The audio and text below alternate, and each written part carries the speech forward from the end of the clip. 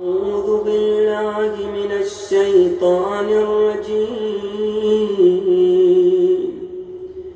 بسم الله الرحمن الرحيم اللهم صل على محمد وآل محمد.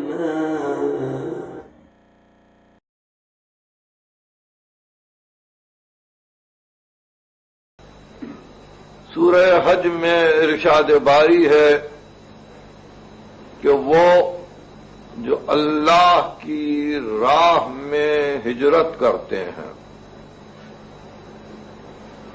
سبیل الہی میں جنہوں نے ہجرت کی اور پھر قتل کر دیے گئے، او ماتو یا مر گئے یا قتل ہو گئے دوران ہجرت یا مر گئے، ثم قتلوا او ماتوا، تو وعدہ یہ ہے لَيَرْزُقَنَّهُمُ اللَّهُ رِزْقًا حَسَنًا، خدا ان کو رزق حسن عطا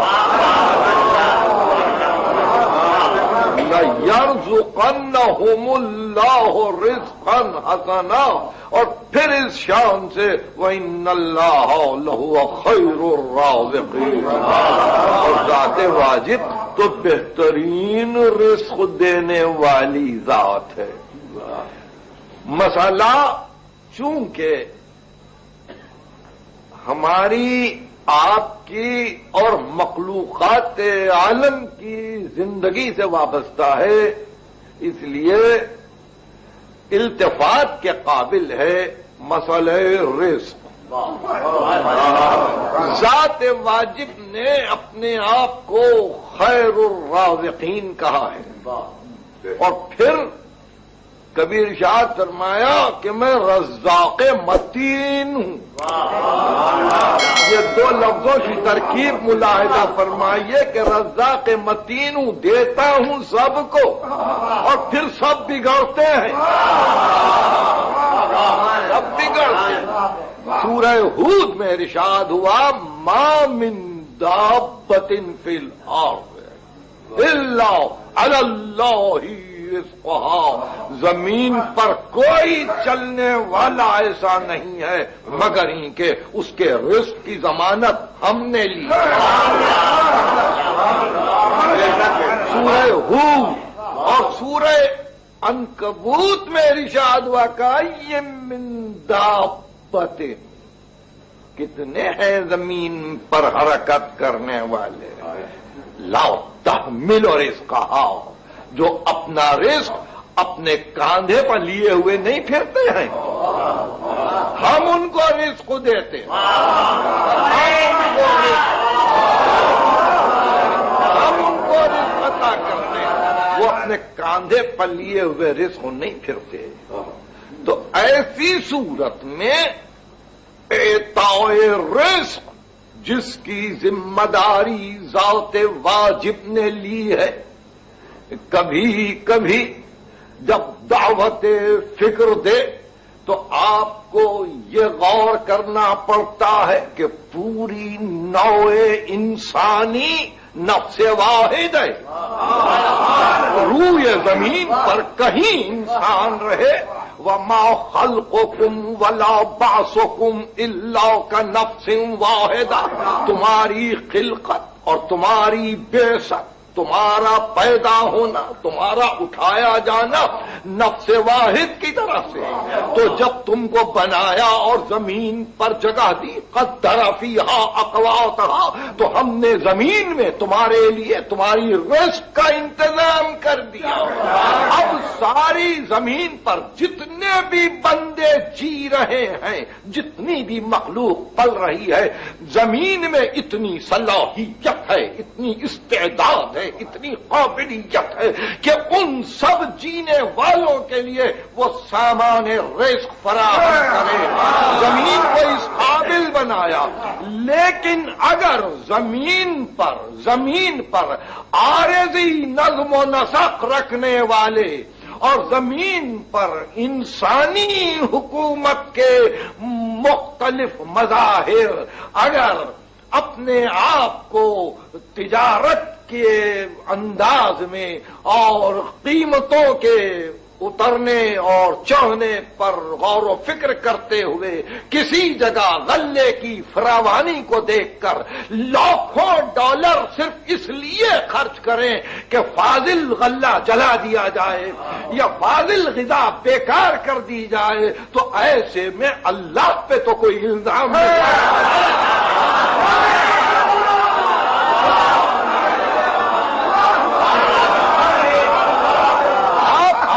ہاتھوں رزق تباہ کر رہے ہیں، اور مجھ سے بہتر آپ واقف ہیں، سننے والے واقف ہیں کہ کتنے کروڑ ڈالر خرچ کیے جا رہے ہیں کہ غلے کو تباہ کرو، فاضل رزق کو تباہ کرو، اس لیے کہ کہیں بازار بگڑ نہ جائے، کہیں قیمت پر اثر نہ آئے۔ تو بندے اگر اپنے ہاتھوں سے اس طرح سے عطا کیا ہوا رزق برباد کرے تو وہ اس کی رزاقیت پر تو الزام نہیں کرنا، یہ تو نہیں کہہ سکتے کہ وہ رزاق ہے تو بندے بھوکے کیوں مرتے ہیں؟ بندے بھوکے مرتے ہیں تمہارے نظم و نسق،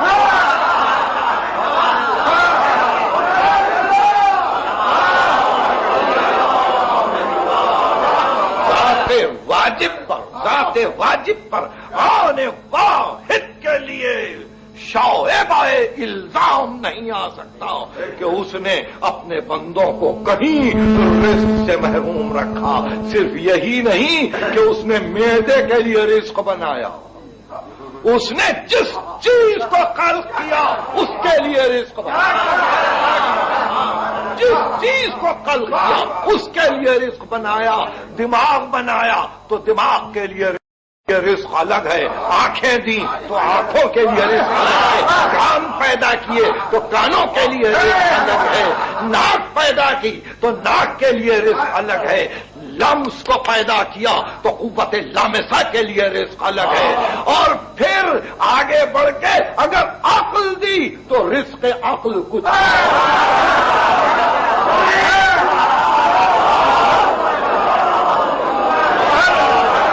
آپ نے ملاحظہ فرمایا کہ وہ رزاق متین ہے، وہ جس چیز کو خالق فرماتا ہے اس کو بغیر رزق نہیں رکھتا۔ اچھا منظر آنکھوں کے لیے رزق ہے، اچھی آواز کانوں کے لیے رزق ہے، اچھا ذائقہ زبان کے لیے رزق ہے، حکمت کی باتیں عقل کے لیے رزق ہے۔ اس طرح سے ذات واجب نے کسی کو بغیر رزق نہیں رکھا، خیر الرازقین ہے، بہترین رزق دینے والا ہے، اور پھر رحمان ہے، موسیٰ کو بھی رزق دیتا ہے، رحمان ہے، ابراہیم کو بھی رزق دیتا ہے، نمرود کو بھی رزق دیتا ہے۔ یہ نہیں کہ اپنے بندے کو رزق دے اور جو اسے سرتابی کرے اس کا رزق بند کر دے، یہ رحمانیت کا تقاضا نہیں ہے۔ اس نے یہ طے کر لیا جب تک جیو گے رزق میں دوں گا، جب تک جیو گے رزق میں دوں گا، اس لیے رزق کی شکایت نہ کرنا، رزق کی شکایت نہ کرنا۔ سب سے بڑی انسان کی ناشکری یہ ہے کہ وہ ذات واجب پر یہ الزام لگائے کہ وہ رزاق ہوتے ہوئے اپنے بندوں کو بھوکا دیکھتا ہے۔ بندے اگر بھوکے رہتے ہیں تو وہ ہمارا اپنا بنایا ہوا نظم و نسق کا ایک راستہ ہے کہ جہاں جا کر بہت سے انسان صحیح معنی میں وہ رزق نہیں پاتے جو ان کو پہنچنا چاہیے۔ دینے والا تو سب کو دے رہا ہے۔ اسی منزل پر آگے بڑھ کر ارشاد فرمایا یہ نہ سمجھنا، یہ بھی نہ سمجھنا کہ سب کے لیے ہم نے طے کر دیا ہے کہ سب کو ایک ہی طرح سے رزق دیں گے، ایک ہی طرح سے رزق دیں گے، نہیں۔ فضلنا بعضکم علی بعض فی الرزق، ہم نے بعض کو بعض پر رزق میں فضیلت دے دی. دیکھیے اب اس شبہ کو بھی نکال دیجئے. وہ کسی کو زیادہ رزق دیتا ہے, کسی کو کم. کیوں؟ ظرف کو دیکھتا ہے, صلاحیت کو دیکھتا ہے, استعداد کو دیکھتا ہے, قوت تحصیل کو دیکھتا ہے, استحصال کی کیفیت کو دیکھتا ہے اور رزق عطا کرتا ہے. ارشاد فرمایا فضل بعضکم علی بعض فی الرزق. ہم نے کسی کو زیادہ رزق دیا, کسی کو کم رزق دیا, مگر حکم یہ ہے فَمَا الَّذِينَ فُضِّلُوا, مگر یہ ہے کہ جن لوگوں کو ہم نے رزق زیادہ دیا ہے بِرَادِّ رِزْقِهِمْ عَلَىٰ مَا مَلَكَتْ أَيْمَانُهُمْ. کیا بات ہے کہ جن کو ہم رزق زیادہ دیتے ہیں وہ اپنے رزق کو کیوں نہیں تقسیم کرتے ان لوگوں پر جو ان کے دست نگر ہیں. رزق زیادہ دیا ہے, انکار نہیں فرمایا. یہ نہیں کہا کہ ہم نے سب کو برابر دیا. نہیں, درجات ہیں. جیسے عقل کے درجات ہیں, جیسے فکر کے درجات ہیں, جیسے انسانیت کے درجات, اسی طرح عطائے رزق کے درجات. عطائے رزق کے درجات کی وجہ سے ذات واجب پر کوئی تہمت نہیں لگائی جا سکتی. جس کو جس قابل پاتا ہے اتنا رزق دیتا ہے. مگر ارشاد ہوتا ہے فَمَا الَّذِينَ فُضِّلُوا بِرَادِّ رِزْقِهِمْ عَلَىٰ مَا مَلَكَتْ أَيْمَانُهُمْ فَهُمْ فِيهِ سَوَاءٌ. ارے تم نے حاصل کیا رزق کو تو اس میں تو فضیلت دی, مگر رزق کے استعمال میں تو سب برابر ہیں.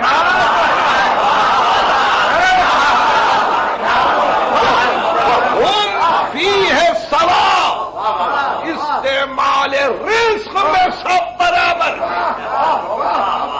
تو ایسی منزل پر ایک اور مسئلے کو قرآن نے حل کر دیا کہ ہم تو بہت سو کو رزق میں اضافہ کر دیتے ہیں, مگر یہ چاہتے ہیں کہ جب ان کے پاس اضافے سے رزق پہنچ جائے تو جو ان کے دست نگر ہو وہ ان تک تو رزق پہنچا دے, وہ ان تک تو رزق پہنچا دے. اس لیے کہ ان کو ہم نے راہ واسطہ بنایا, ان کو ہم نے ذریعہ بنایا ہے کہ ہمارے فیض کے لیے ذریعہ بن کر رہے ہیں, ہمارے کرم کے لیے ایک راستہ بن کر رہے ہیں. تو آپ نے دیکھا کہ یہ مدارج رزق, یہ مدارج رزق ہے. اور اس کے بعد ارشاد ہوا بڑی وضاحت کے ساتھ کہ دیکھو ایک مثال ہے اور اس مثال کو نہ بھولو. ضرب اللہ عبدا مملوکا, ضرب اللہ عبدا مملوکا, سورہ نحل. کہ اللہ ایک مثال دیتا ہے ایک غلام کی, لا یقدر علی شیء, وہ کسی بات پہ قادر ہی نہیں ہے. ضرب اللہ مثلا عبدا مملوکا لا یقدر علی شیء اور ومن رزقناہ منا رزقا حسنا. اور دوسرا وہ شخص ہے کہ جس کو ہم نے اپنے پاس سے رزق حسن دیا ہے.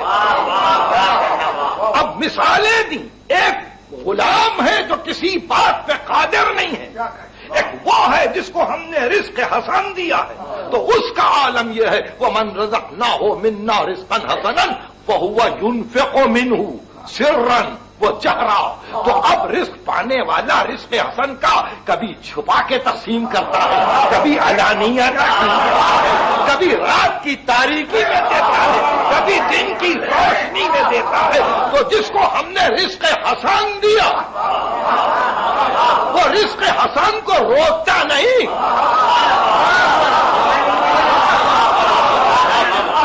رزق حسن کو روکتا نہیں, وہ رزق حسن کو تقسیم کرتا ہے. اور اس طرح سے تقسیم کرتا ہے, کبھی اعلان سے دیتا ہے, کبھی چھپا کے دیتا ہے. وہ ہوا ينفق منه سرا وجهرا, کبھی راز کے عالم میں دیتا, کبھی اعلان کر کے دیتا. ایسے بندے سے ہم خوش ہیں اور ہم دیکھتے ہیں کہ وہ جو دوسرا ہے وہ مملوک ہے, روک رکھتا ہے رزق کو, وہ غلام ہے. آپ نے آزاد اور غلام کی مثال کیا ہے؟ آزاد ہو کے لے تو دے دے غلام وہ کہ لے تو روک رکھ.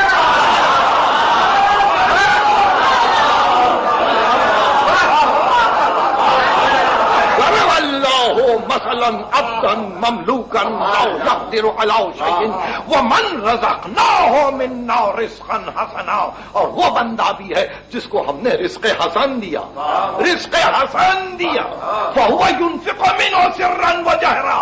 وہ کبھی رات کو دیتا ہے، کبھی علانیہ انفاق کرتا ہے، ہماری راہ میں خرچ کرتا ہے. وَمِمَّا رَزَقْنَاهُمْ يُنْفِقُونَ. پہلی آیت آپ کو سلسلے میں اگر یاد ہو تو آئیے پھر واپس جائیں عنوان کی آیت.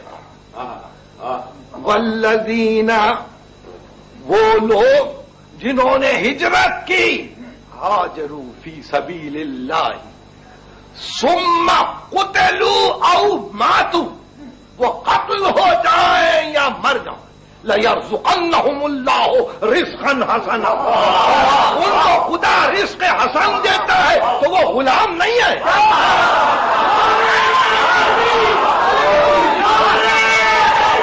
مخلوق نہیں ہے. وہ فکر آزاد رکھتے ہیں. ان کی موت ان کے لیے تقسیم رزق میں مانع نہیں ہے.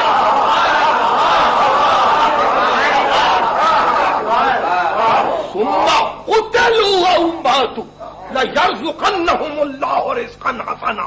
خدا ان کو رزق حسن دیتا ہے اگر وہ قتل ہو جائے یا مر جائے.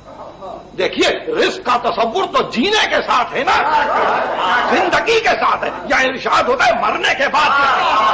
جب مرنے کے بعد رزق حسن دیتے ہیں تو وہ اور تقسیم کر رہا ہوگا.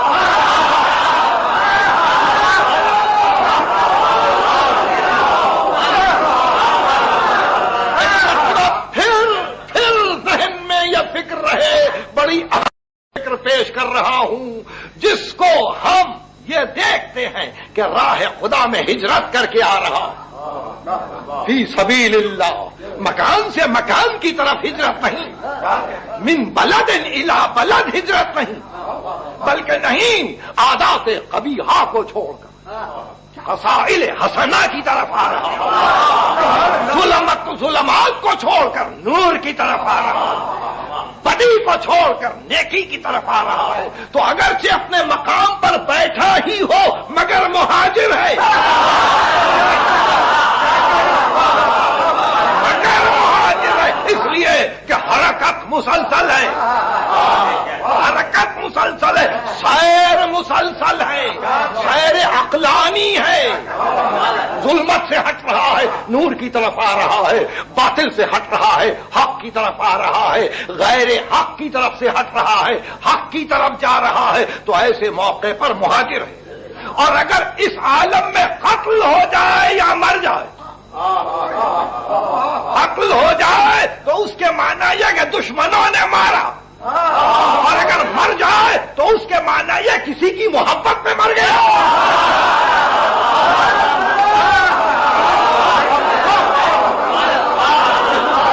کسی کی محبت میں مر گیا. تو اب دیکھیے ہم اس کو رزق حسن دیتے ہیں. یعنی اب ایسے قتل ہونے والے یا ایسے مرنے والوں کو مردہ نہ سمجھنا. کیا دلیل دی ہے؟ رزق حسن ہم دے رہے ہیں، اور جس کو ہم رزق حسن دیتے ہیں، جس کو ہم رزق حسن دیتے ہیں فَهُوَ يُنْفِقُ مِنْهُ سِرًّا وَجَهْرًا. وہ رزق کو روک نہیں رکھتا، وہ کبھی چھپا کے دیتا ہے، کبھی اعلان کر کے دیتا ہے. تو دینے کے لیے فقط حیات دنیا ہی کی ضرورت نہیں، اس سانس کے چلنے کی ضرورت نہیں، جسم کے متحرک ہونے کی ضرورت نہیں. قتل ہو جانے کے بعد بھی رزق بانٹ سکتا ہے، مرنے کے بعد بھی رزق بانٹ سکتا ہے. اب آپ نے دیکھا کہ اس منزل رزق پر پہنچ کر چند باتیں واضح ہو گئیں. سب سے پہلے یہ کہ کائنات کے ذرے ذرے کے لیے اس کا اپنا رزق ہے. رزق دینے والا اور رزاق متین ہے. اس نے ہر شے کو اس کی استعداد کے مطابق رزق دیا ہے. تو اسی طرح سے ہجرت کرنے والے کو بھی رزق دیتا ہے. تو وہ رزق پانے والا رزق کو روکتا نہیں ہے، وہ انفاق پر انفاق کیے جا رہا ہے، دیے جا رہا ہے، کبھی چھپا کے دے رہا ہے، کبھی اعلان کر کے دے رہا ہے۔ اور اس منزل پر ایک مرتبہ اب پھر واپس آ کے دیکھیں آل عمران کی آیت کو تو پتا چلے گا کہ رزق دیتا کس کو ہے، رزق دیتا کس کو ہے۔ تو ایسے منزل پر ارشاد ہوا کہ ہاں لو تحسبن الذین قتلوا فی سبیل اللہ امواتا بل احیاء عند ربہم یرزقون۔ اللہ کی راہ میں قتل ہو جانے والوں کو مردہ نہ کہنا، یہ قرآن ہے، یہ قرآن ہے۔ لا تحسبن الذین قتلوا فی سبیل اللہ امواتا، گمان بھی نہ کرنا، ترجمہ صحیح ہے، گمان بھی نہ کرنا۔ لا تقولوا اور منزل پر ہے، یہ لا تحسبن الذین قتلوا، گمان بھی نہ کرنا کہ ہماری راہ میں قتل ہونے والا مردہ ہے، نہیں، وہ زندہ ہے، اور زندگی کی علامت عند ربہم یرزقون۔ زندگی کی علامت یہ ہے کہ اپنے رب کے پاس وہ رزق پا رہے ہیں، اپنے رب کے پاس وہ رزق پا رہے ہیں۔ کشتگان راہ خدا فرحین بما آتاہم اللہ من فضلہ، خوش ہے کہ اللہ نے اپنے فضل سے یہ دیا ہے، یہ منزلت عطا کی ہے، ان کو فرحت ہے۔ وَيَسْتَبْشِرُونَ بِالَّذِينَ لَمْ يَلْحِقُوا بِهِمْ اللَّهُ خَوْفٌ عَلَيْهِمْ وَلَا هُمْ يَحْزَنُونَ، اور بشارت طلب ہے، خوش بھی ہے اور بشارت طلب ہے کہ میرے بعد آنے والوں کو اب نہ خوف رہے گا نہ حزن رہے گا۔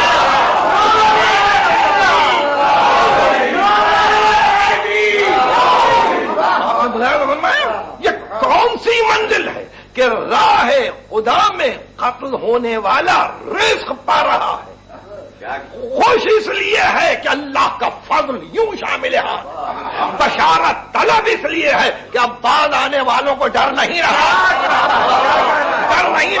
اب جس کو جہاں ضرورت پڑے نام لے لے شہید کا،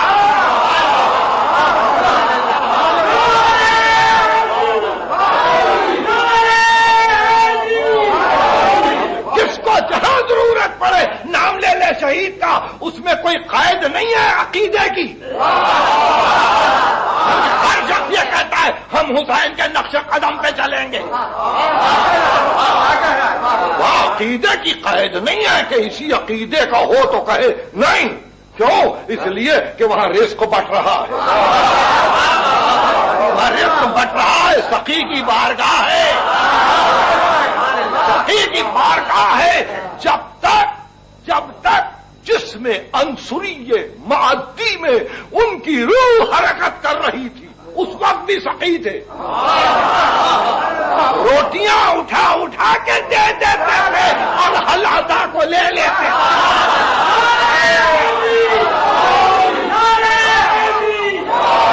اور مرنے کے بعد تو رزق رکا نہیں، رزق رکا نہیں، شہیدوں نے رزق دیا، شعور کو رزق دیا، عقل کو رزق دیا، فکر کو رزق دیا، آگے بڑھ کے ادب کو رزق دیا، سخن کو رزق دیا، فہم انسانی کو رزق دیا، تمدن کو رزق دیا، تہذیب کو رزق دیا۔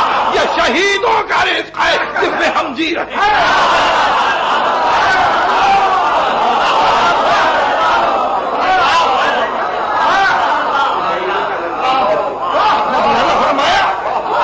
یہ منزل عجیب تھی، عجیب منزل، یہ شہیدوں کا رزق ہے، شہیدوں کی تقسیم اس طرح سے ہے رزق کہ وہ مسلسل عطا کیے جا رہے ہیں۔ ہر منزل، ہر اکتساب کرنے والے، ہر استعداد رکھنے والے نے حزب حوصلہ شہید سے رزق لیا۔ آل عمران کی یہ آیت اب آپ سن چکے ہیں کہ گمان بھی نہ کرنا کہ کشتگان راہ خدا مردہ ہے، نہیں، بل احیاء وہ زندہ ہے. یعنی اللہ کی نگاہ میں زندگی اور موت کا وہ مفہوم نہیں ہے آپ کی اور ہماری نگاہ کہ سانس چلے تو زندہ ہے, ہم حرکت کریں تو زندہ ہے نہیں. قرآن کی نگاہ میں تو حیات و موت کا تصور ہی اور ہے. سورہ جاسیہ کی آیت ہے ام حسب الذین اشتروا السیئات ان نجعلہم کالذین آمنوا وعملوا الصالحات سواء محیاہم ومماتہم ساء ما یحکمون. کیا بدکاری کرنے والے یہ سمجھتے ہیں کہ ہم ان کو ایمانداروں کی صف میں لا کر کھڑا کر دیں گے؟ نہیں, ان کی حیات و موت ہمارے نزدیک دونوں برابر ان کی حیات و موت ہمارے نزدیک برابر ہے. تو بدکار کی زندگی قرآن کے نزدیک موت ہے. قرآن کے نزدیک موت ہے, یعنی سانس لیتی ہوئی میتیں ہیں, حرکت کرتے ہوئے جنازے ہیں. یہ حیات نہیں ہے, مگر قرآن جس کو زندگی کہتا ہے وہ زندگی وہ ہے کہ جہاں ایمان و عمل صالح کے بعد انسان عزم ہجرت کرے, عزم ہجرت کرے, ظلمت سے نور کی طرف آئے. اب قتل ہو جائے یا مر جائے ہم اس کو رزق حسن دیں گے. تو قتل ہونے والے کی شہادت لازم, شہادت کی زندگی ثابت, مگر مرنے والے کے لیے کہا اللہ و من مات علی حب مات شہیدا.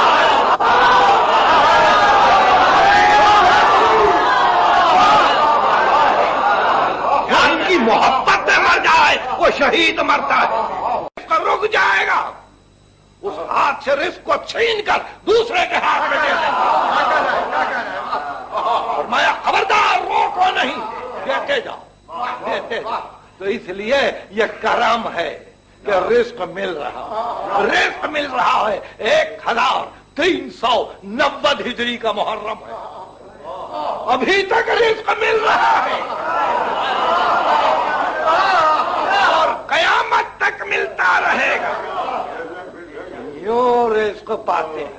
عقل کو رزق دیا, شعور کو رزق دیا اور بتلایا کہ دیکھو اگر اپنے لیے راہیں ڈھونڈ سکتے ہو تو رزق لو, رزق دینے کے لیے تیار ہیں, مگر قبل اس کے کہ یہ فکر ہو کہ ہم ان کے بتلائے ہوئے راستے پر چلیں گے یا ان کے آثار فدویت کو ڈھونڈتے ہوئے یا ان کے جذبات قربانی کو دیکھتے ہوئے ہم بھی اسی منزل پر پہنچ کر اپنے فدویت و قربانی کو پیش کریں گے. تو اس سے پہلے ایک مرتبہ یہ ضروری ہے کہ شہید کو کوئی پہچان تو لے, کس منزل پر گفتگو جا رہی ہے. ارے شہید کو پہلے پہچانو, پھر یہ کہو کہ ہم ان کے قدم بقدم چل رہے ہیں. کون ہے شہید؟ اسلام میں ایک ہی ذات عظمت کے قابل ہے. اسلام میں ایک ہی روح کمال ہے, ایک ہی روح ایمان ہے. اسلام مکمل ایک ہی قدسی صفات ہے اور وہ ذات گرامی ہے احمد مصطفیٰ. انہی کا کلمہ ہے, انہی سے عزا ہے, انہی سے تشہد ہے, انہی پر سلام ہے, انہی کے لیے درود ہے. وہی مظہر صفات جلال و جمال الہی ہے. سب کچھ وہ ہے, سب کچھ وہ ہے. اور پھر انہوں نے اللہ کے پیغام کو آخری صورت دے کر یہ بتلایا کہ قیامت تک اس پیغام کو رہنا ہے. تو ایسی صورت میں نبی یہ چاہتے تھے کہ اس کام کو پورا کرنے کے لیے, اس کام کی تکمیل کے لیے میں کسی ایسے کو چن لوں, کسی ایسے کو چن لوں کہ اگر فدویت و قربانی کی منزل آئے تو وہ نہ اپنا خیال کرے، نہ بچوں کا خیال کرے، نہ گھر والوں کا خیال کرے، نہ کر کے وطن کا خیال کرے، کسی کا خیال نہ کرے۔ اس لیے اپنی چاہتی بیٹی کے بیٹے کو پسند کر کے سینے سے لگا کے کہا حسین حسین مجھ سے ہے اور میں حسین سے۔ یہ وہ منزل تھی کہ جہاں حسین ابن علی نے بھی یہ دیکھا کہ نانا کے مقصد کی تکمیل اسی میں ہے کہ گھر چھوٹے اور صحیح معنی میں ہجرت واقع ہو جائے، صحیح معنی میں ہجرت واقع ہو جائے، مدینہ چھوٹے، مدینہ کا احترام بھی رہ جائے، مکہ آئے اور مکے کی عظمت بھی باقی رہ جائے، نہ وہاں لڑائی ہو نہ یہاں لڑائی ہو۔ دونوں جگہ کی لڑائی کو حسین پسند نہیں کرتے تھے، اس لیے پسند نہیں کرتے تھے کہ بعد میں چل کے کہیں تاریخ یہ نہ کہہ دے کہ قاتل کا پتہ نہیں چلا، معلوم نہیں کس نے قتل کیا، معلوم نہیں حاجیوں کے لباس میں کون تھا، معلوم نہیں مدینے میں کون سی سازش تھی۔ اس لیے حسین چاہتے تھے اب جو لڑائی ہو تو کھلے میدان میں، کھلے میدان میں ہو، تقسیم برابر کی ہو، اپنا پرایا معلوم ہو جائے، یگانا بیگانا پہچانا جائے، آنے والا کوئی آئے تو حر بن کے